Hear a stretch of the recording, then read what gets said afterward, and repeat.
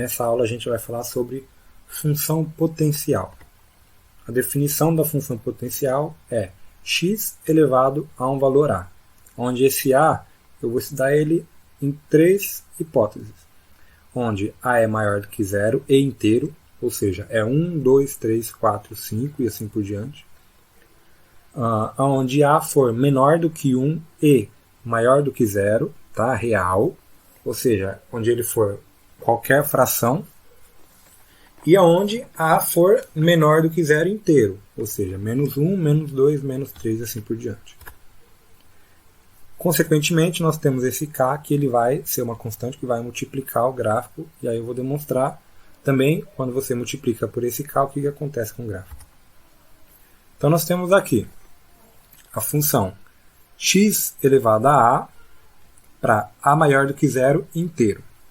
Então nós temos ela dividida em duas partes, a função ímpar e a função par.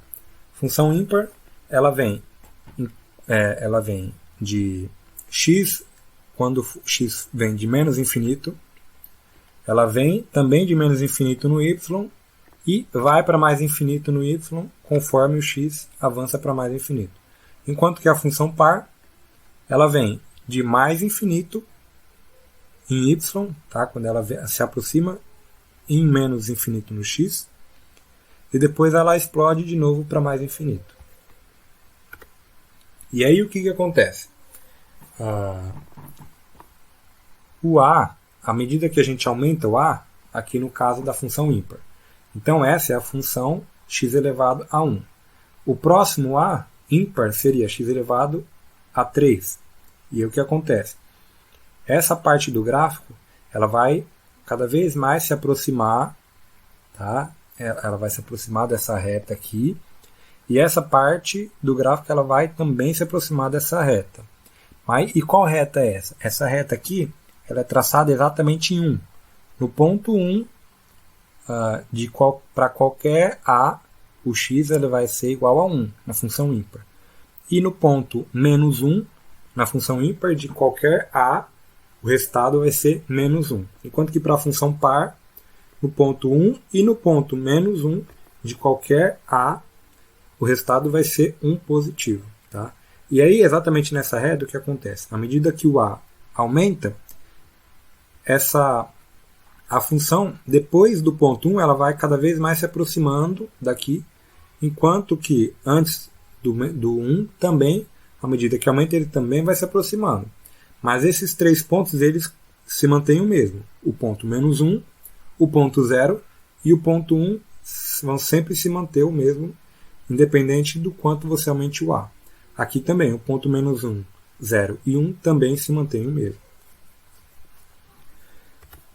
Aí, quando a gente multiplica, tá, por uma constante k qualquer, o que vai alterar,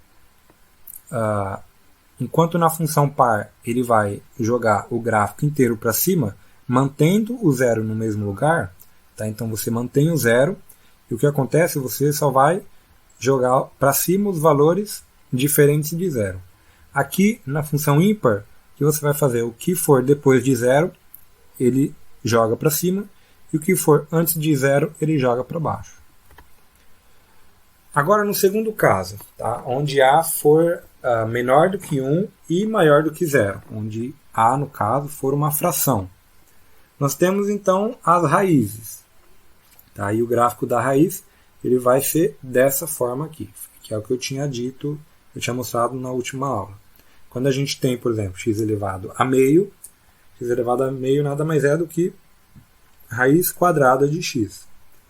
E aí, o comportamento do a, tá? Conforme o a diminui, ou seja, esse meio aqui, se a gente dividisse ele, em vez dele ser meio, se ele fosse 1/3, tá? Ele diminuiu. O que vai acontecer com esse gráfico?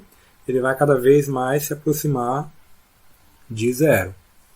E aí, o que acontece? Aqui nós temos, por exemplo, a raiz cúbica de x. Esse gráfico ele é um pouco mais para baixo. Se nós tivéssemos a raiz quarta de x, ele será mais para baixo. Se nós tivéssemos raiz quinta, ele seria mais para baixo. E é isso que acontece. Conforme o a diminui, tá? Esse gráfico se aproxima de zero. E tanto para a raiz quanto tanto para números positivos ou negativos, o gráfico das raízes é o mesmo gráfico, a diferença é que ele vai cada vez mais se aproximando de zero. E nós temos o terceiro caso, onde A é menor do que zero e inteiro, que são os casos, por exemplo, x elevado a menos 1, menos 3, x elevado a menos 2, a menos 4. E aí, como que a gente pode reescrever isso aqui? X elevado a menos 1 é igual a 1 dividido por x elevado a mais 1. X elevado a menos 2 é igual a 1 sobre x elevado a mais 2.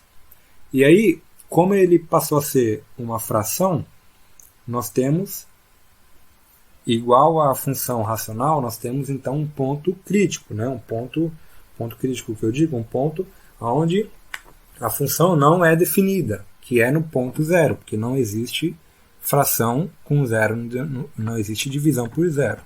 Então, nesse ponto zero, a função não é definida. E o que acontece? Para funções ímpares, o que acontece quando tende a zero? Por um lado, ele explode para infinito, e quando tende a zero pelo outro lado, pelos números negativos, ele tende a menos infinito. Enquanto que nas funções pares, quando tende a zero tanto pela esquerda quanto pela direita, a função explode para infinito, os dois lados explodem para o mesmo sentido. E aí aqui, conforme a gente diminui o A, conforme a gente diminui o A, os pontos 1, eles continuam sendo pontos fixos, assim como eu tinha dito no outro caso. Tá? A diferença é antes do ponto 1 e depois do ponto 1, que eles vão ter esse comportamento. No caso ímpar, antes do ponto 1 depois do ponto menos 1, eles vão cada vez mais se aproximar dessa reta traçada no ponto 1 e menos 1, e depois eles vão cada vez mais se aproximar de zero. Enquanto que aqui o comportamento também é praticamente o mesmo. Tá? Depois de 1 e antes de menos 1, ele se aproxima de zero, conforme você aumenta o A diminui. E antes e depois e próximo, e antes do menos 1 e depois do menos 1 e antes do mais 1, conforme você diminui o A, ele vai cada vez mais se afastando do eixo Y. Então aqui alguns exemplos. Eu vou somente mostrar exemplos do primeiro caso, que é o caso para A maior do que zero e inteiro.